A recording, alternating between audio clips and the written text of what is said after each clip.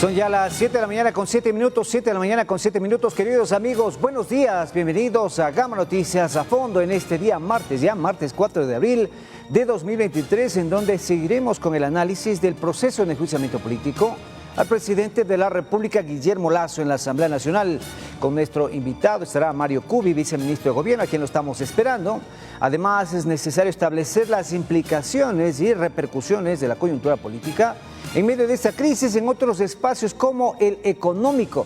Para ello nos acompañará también el analista Osvaldo Landázuri y finalmente abordaremos nuevamente, tenemos que hacerlo, un tema polémico y que sigue generando diferentes reacciones a favor y en contra, como el porte y tenencia de armas, el porte y tenencia regulado de armas, se ha dicho. Para ello hemos invitado a Lorena Piedra, presidenta de la Asociación de Estudios Internacionales del Ecuador y también docente universitaria y experta en temas de seguridad. Iniciamos.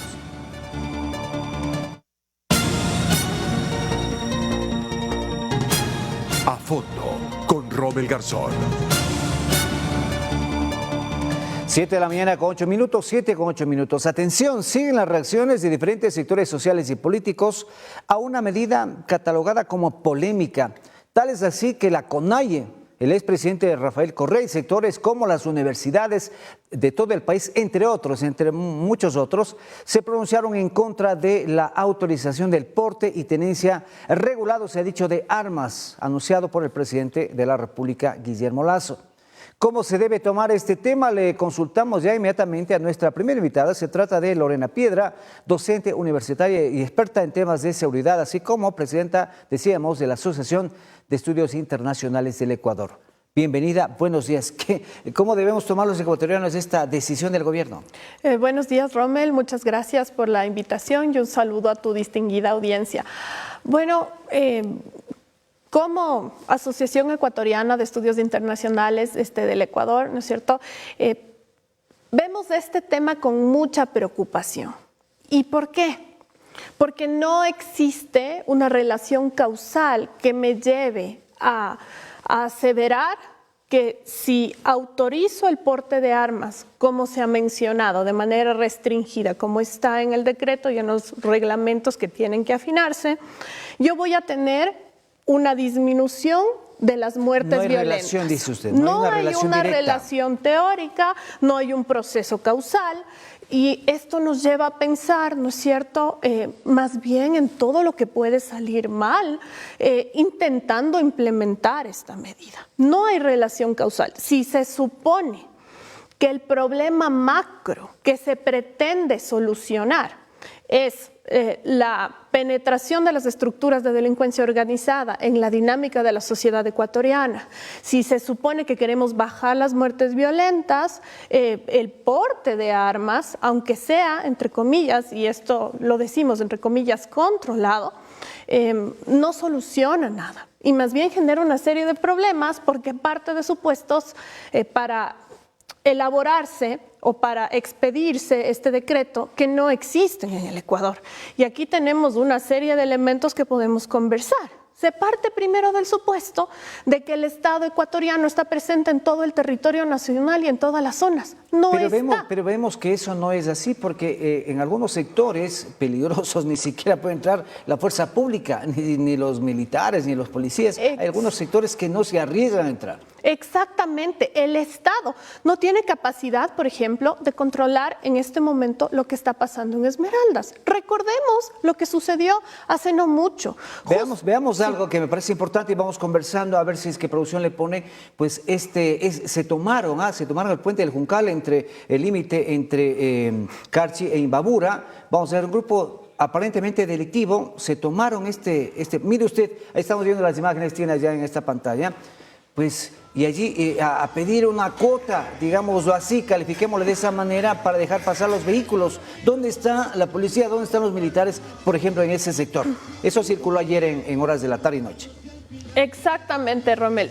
Ahí tienes una muestra evidente de que el Estado y con armas, ¿no? Ahí están con armas, estaban disparando. Exactamente, y no tiene capacidad de controlar en el territorio algunas zonas. Me pregunto yo, y nos preguntamos, ¿dónde está la capacidad del Estado para controlar que de verdad se implemente con todas las restricciones que sí están en el decreto y que están en los reglamentos? En el fondo no existe esa capacidad estatal. Justo lo que tú pones ahí, lo que acabamos de ver. Recordemos lo que pasó en Esmeraldas hace poco tiempo. Ciudadanía guardada en sus casas. Era ni siquiera el mediodía y todos los negocios cerrados. Fueron a ver a los niños a la escuela, al colegio. Y era un pueblo fantasma. Porque lo que se afecta es el derecho a la vida. Las personas, por el miedo a morir, se guardan en sus casas, y como se afecta el derecho a la vida, la dinámica del fuego cruzado desemboca, desencadena otra serie de afectaciones a otros derechos. También se afecta el derecho a la salud, el derecho a la educación en las poblaciones.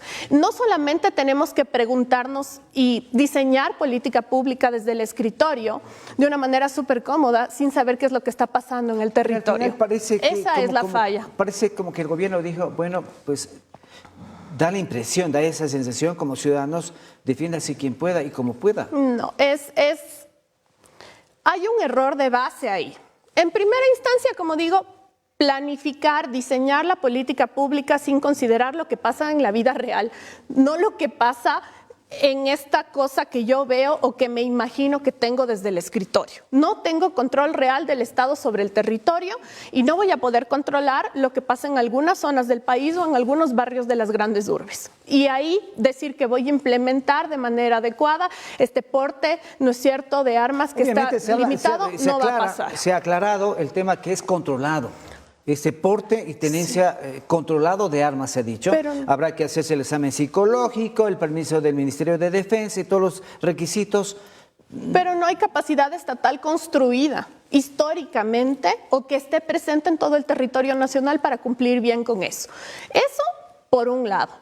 Y por otro lado, sí existe un discurso que lo que hace es transferir de a poco a las ciudadanas y los ciudadanos la responsabilidad de protegerse. Y eso no puede ser admisible. Es verdad que el Estado no puede hacer absolutamente todo, pero el tema de las armas es mucho más complejo. Yo voy a poner un ejemplo bastante puntual. A ver. El Estado debería ser capaz de controlar lo que hacen los miembros de la Policía Nacional con las armas de fuego que portan, porque son funcionarios estatales, porque reciben formación psicológica, evaluaciones psicológicas, cursos de derechos humanos, cursos de cómo saber portar un arma. Medidas de confianza, todo eso. Todo, o sea, en teoría se controla dentro de la Policía Nacional. ¿Qué es lo que pasa en la práctica? Y esto, lo que pasa en la policía, va a ser un reflejo de lo que puede magnificarse. ¿Qué tenemos? Miembros de la Policía Nacional que con las armas de dotación violentan a sus parejas, violentan a sus hijos, y esto es noticia ya de todos los días, estamos acostumbradas y acostumbrados. Noticia vieja. Suben los índices de violencia intrafamiliar cuando tenemos disponibilidad del uso de armas de fuego. Ha habido sectores también de defensa de los derechos de las mujeres que han mencionado esta posibilidad de que quizá aumente con ya esta autorización del porte de armas. A nivel mundial, cuando existe la violencia contra la mujer. Exactamente, cuando existe el porte de armas, los índices de violencia intrafamiliar que terminan en muerte suben 5 veces por la disponibilidad de tener el arma de fuego cerca. Si el Estado ni siquiera es capaz de controlar la salud mental, ¿no es cierto?, la manera en la que usan las armas, el bienestar de sus propios funcionarios estatales, ¿qué va a pasar con la sociedad en general? La sociedad, como sociedad ecuatoriana, no tiene un sistema de salud lo suficientemente fuerte que incluya salud mental, visitas a psicólogos y demás, como parte del sistema. Ni siquiera los seguros privados lo tienen. Ni siquiera los seguros privados. Peor el sistema público, ¿no es cierto? Ni siquiera el IES, pides una cita para operarte y tenemos 6 meses. Entonces, aquí hay una serie de consideraciones de base que son erróneas. Pero otro sector está de acuerdo. Vemos el asambleísta Esteban Torres del Partido Social Cristiano, está de acuerdo, él mismo ha propuesto este tema, ahora ya se dio, y hay otros sectores que sí están de acuerdo. Sí, Por ejemplo, en sectores empresariales, yo que sé, de las zonas rurales, en donde quizá no llega la fuerza pública y necesita también tener su propia seguridad, por ejemplo. No se puede desconocer la demanda histórica que ha tenido el sector ganadero, el sector camaronero, para poderse proteger justamente por la dinámica, ¿no es cierto?, de cómo se desarrolla su trabajo.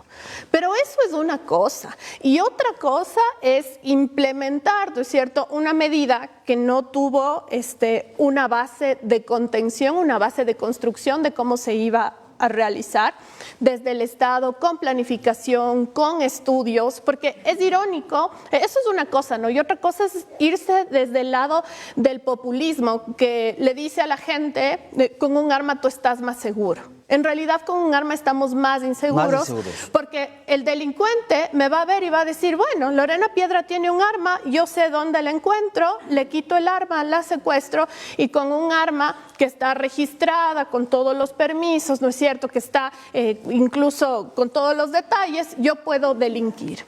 Sí, hasta a nosotros nos hace más vulnerables. Es el que tiene el registro del arma. También nos pone en peligro a los individuos.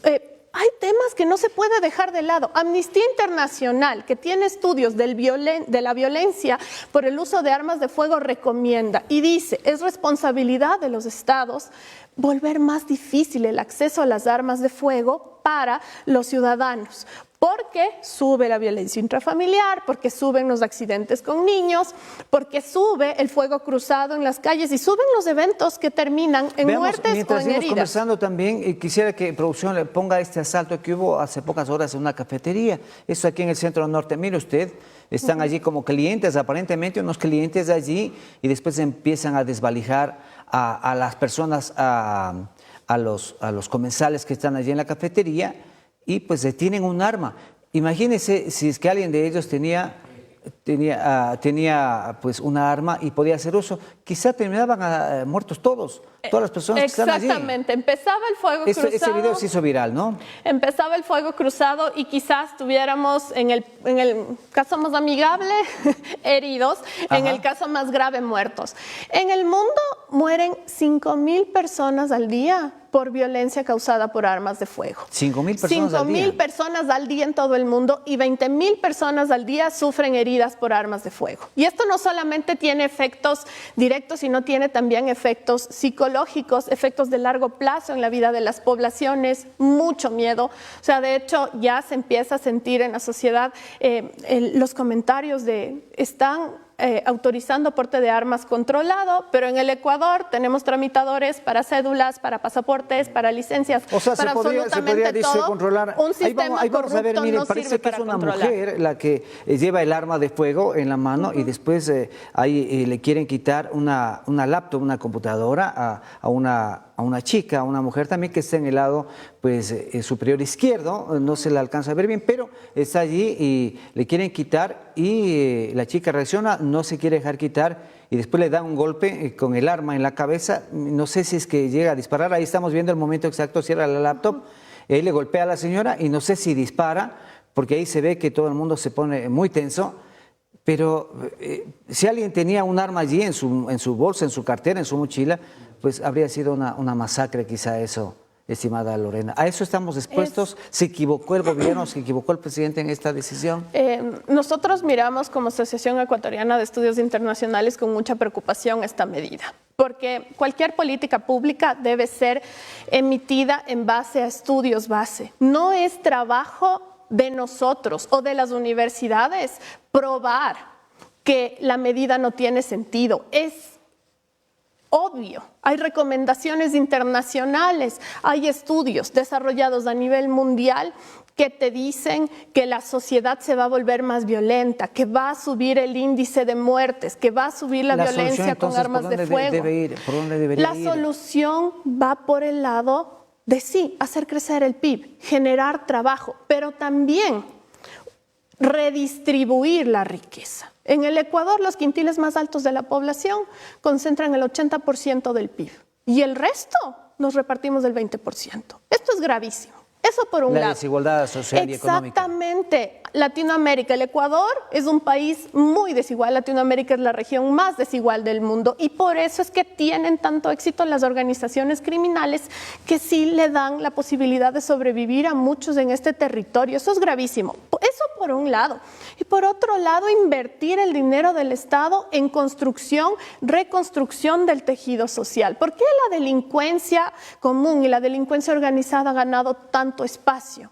Porque nosotros en la pandemia nos guardamos y le cedimos ese espacio. Tenemos que recuperar ese espacio como sociedad civil, aliados con los gobiernos autónomos descentralizados. Y el Estado tiene este deber inclaudicable de recuperar el territorio que perdió. No podemos permanecer indiferentes frente a este tema. El Estado debe dejar de preocuparse de los temas estéticos y debe preocuparse de lo que debe hacer, recuperar este territorio perdido, con lo que tenga que hacer, con salud, con educación, con gestores sociales y gestoras sociales en el territorio, trabajando en que los parques sean más seguros, en que los barrios sean más seguros. Ahí tenemos a los gobiernos autónomos descentralizados. Y tenemos claro, un no papel, se hagan a lavar las manos, no se hagan los locos, pues no sé, cumplir ahí, no es cierto, central. demandando que no haya corrupción. ¿Cómo puede ser que haya alcaldes que digan que es normal la coima por gestionar un contrato? Qué barbaridad.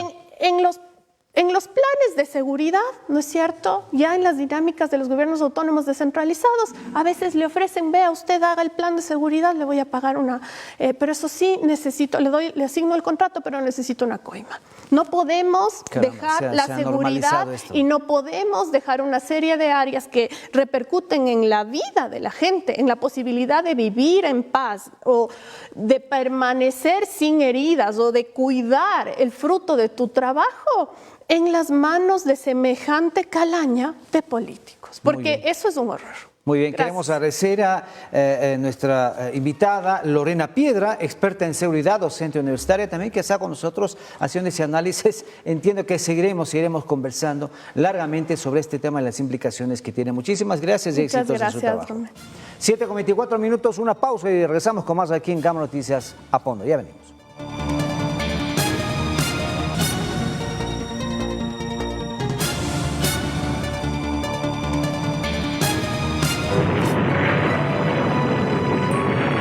Inicio espacio publicitario.